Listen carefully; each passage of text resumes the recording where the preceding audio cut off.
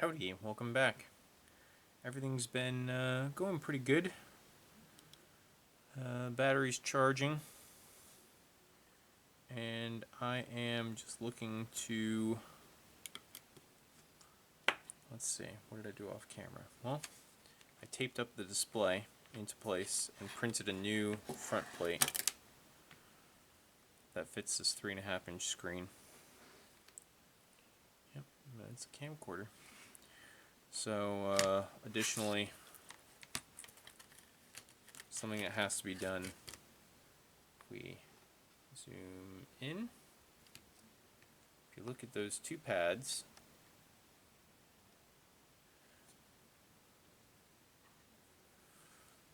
this one says GP19, this one says E3. The E3 pad is connected to the ESP32. The GP, maybe it says GP19, that's connected to the Raspberry Pi. I decided that it's not as good of a signal to connect the light sensor to the Raspberry Pi, and the Raspberry Pi is the power hungry guy. That's the one we're going to want to turn off sometimes.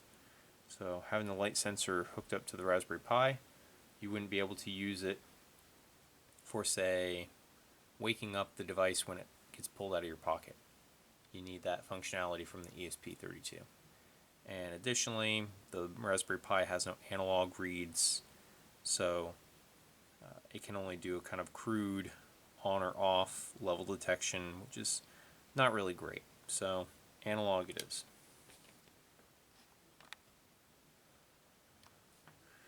With that taped in place, this is where we're at. We're real close to done with the hardware. Today I want to finish up all of the hot work. So to do that, I guess I will disconnect these guys.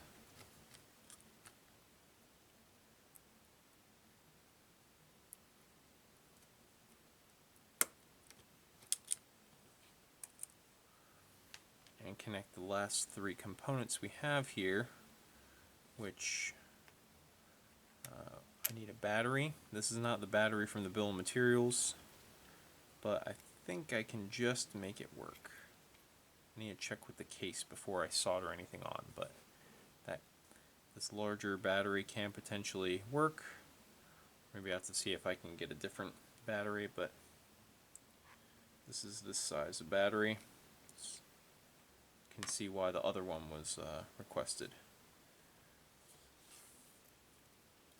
Over here, we're going to do this infrared LED. I cut the other one too short, so I've just pulled another one. And my reasoning is that I want to use these LED legs like sleds so that it can sit entirely over the PCB itself. I don't want the LED to extend beyond it because we need an additional hole in the case for that to poke out. It's not currently on the case, so that's where it needs to go. What was the third thing? Oh, vibration motor, which connects to those two bare terminals right there. I feel the need to strip these little bitty wires just a tiny bit further. So let's go with wire strippers, if I even have a small enough setting. I'll try the very smallest point on my strippers.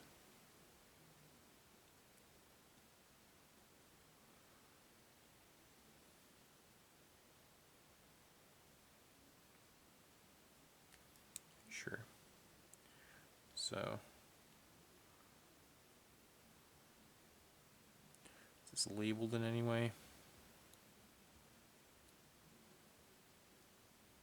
Seems to be some adhesive there, but yeah. So for this, what I'll do is just solder these 4 points.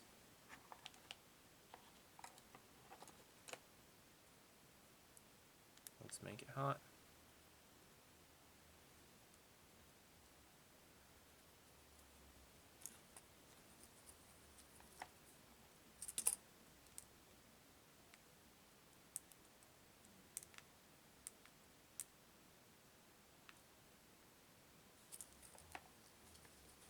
surface.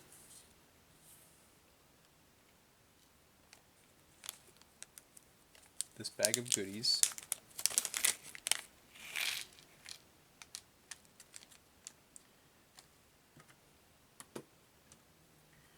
And the frame kind of isolated. So the threaded inserts go on this piece. Threaded inserts are really the parts I need here.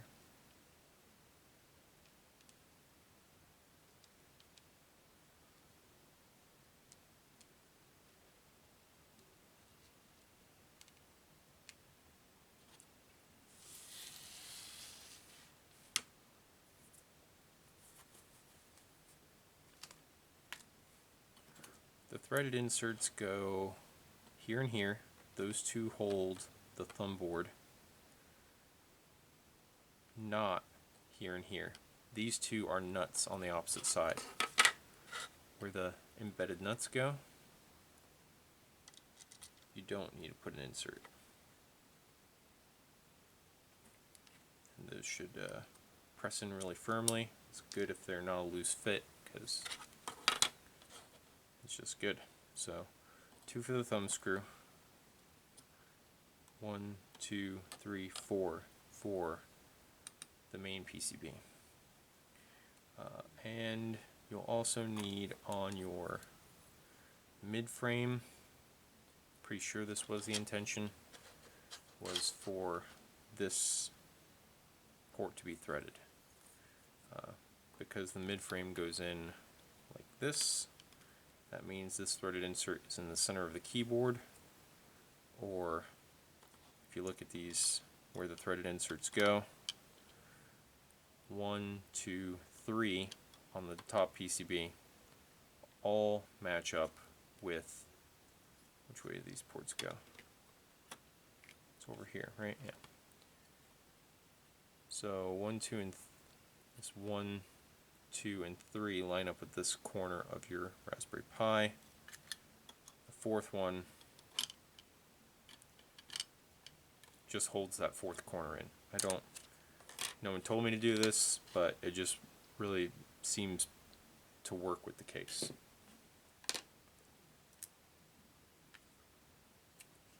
So in order to do the threaded inserts, I'm actually going to be switching to a broader soldering tip. The reason for this is pretty obvious. I've got a already cold eye tip. So this is a fine tip. I can touch it because it's not turned on. With a fine tip like this, you may find that the tip of the soldering iron goes through the threaded insert, which will give you a pokey burny hole where it comes through.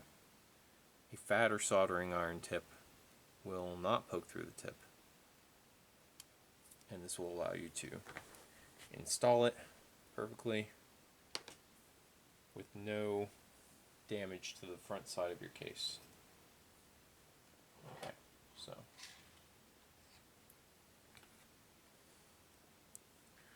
I'm going to attempt to not burn myself as I remove this smoldering hot soldering iron tip.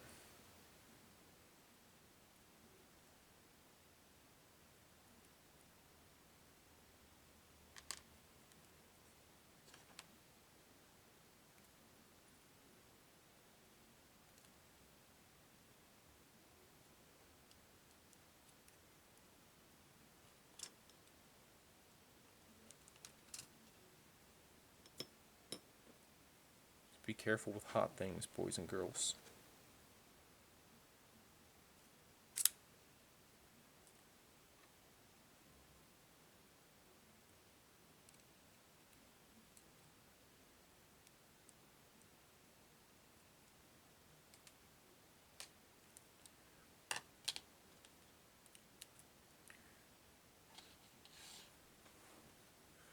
In my opinion, less is more with soldering temperature.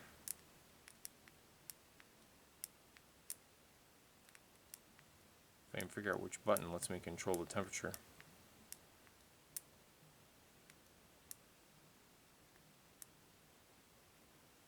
I'm left-handed, so the button diagram is wrong.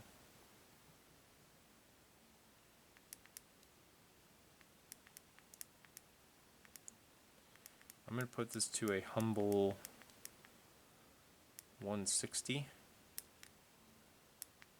Alright, so let's return to overhead. And I'll just do a test run of assembling.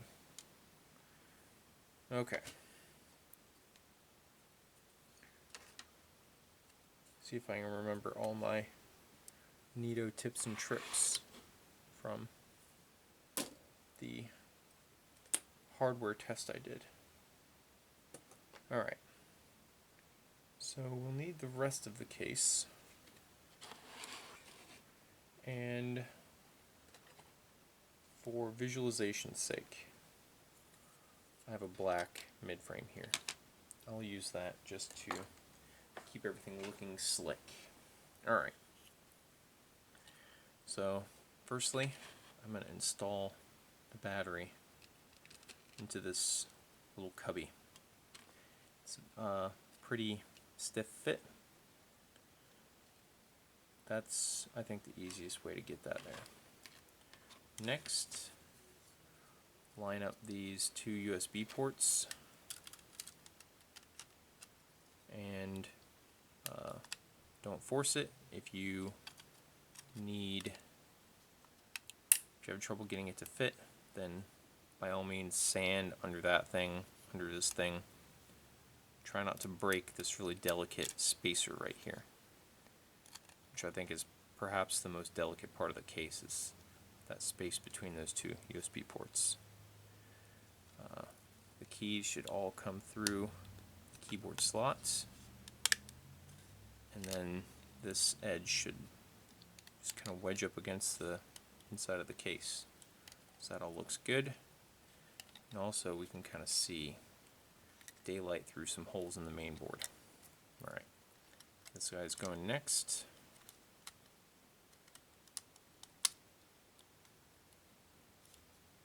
Put that PCB in place.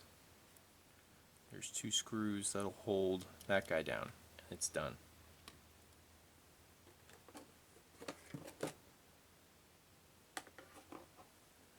Find like a precision screwdriver.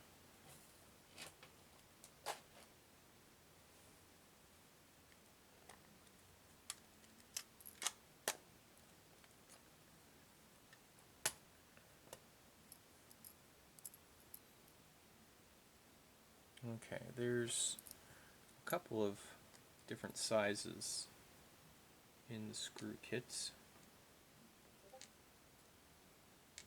The most common is the 6mm.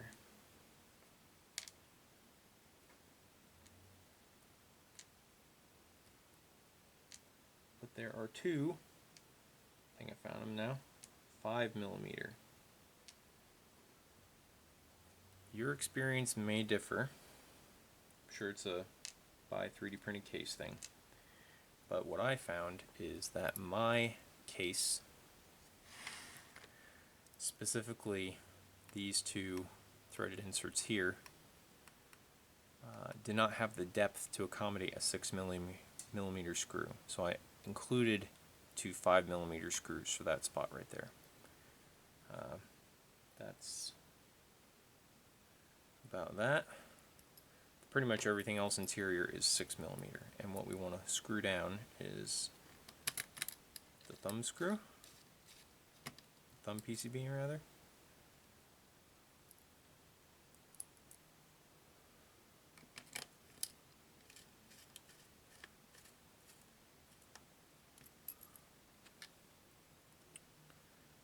And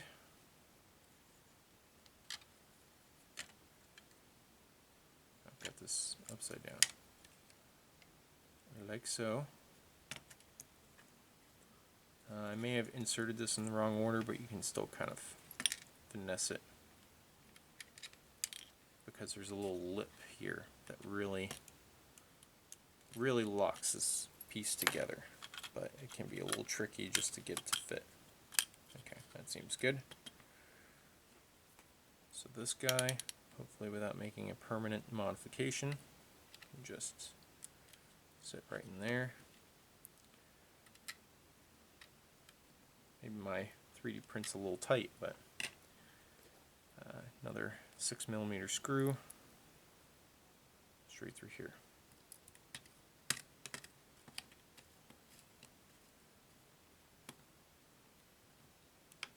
Nice. So at this point, I'm going to try 6mm screws. By the way, included in the kit is enough 6mm screws to 2 nuts fit under there. But my case is fitting together so tightly, it doesn't seem like I will need those. Next, I see this as the logical point to get the pie. Put the connectors through the mid frame and then squeeze the pins on. That's already plenty sturdy. We've got to buy the 40 GPIO pins and the mid frame, which is latched into the edge of this plate, and that PCB is screwed down and has its own little foot holding in, so the support is really stacking up. I'm not going to let this thing turn on, so I'm going to just leave my battery unconnected for the fit test. Align these thusly.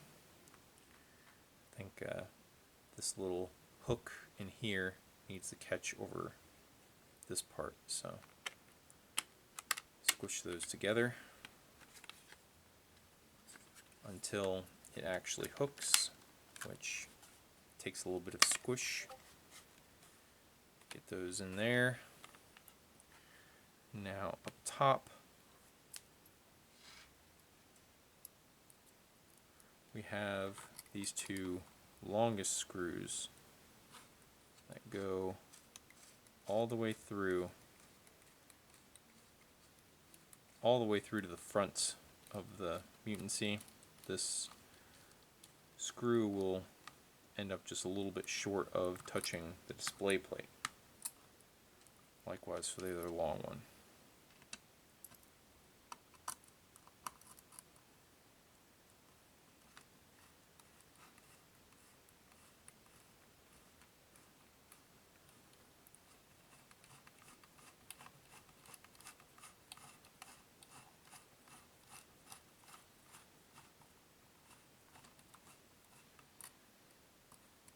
And if your case is well built to tight tolerances, you should see that these screws essentially countersink to leave the case flush. One of these is a bit longer. I think it might be this one.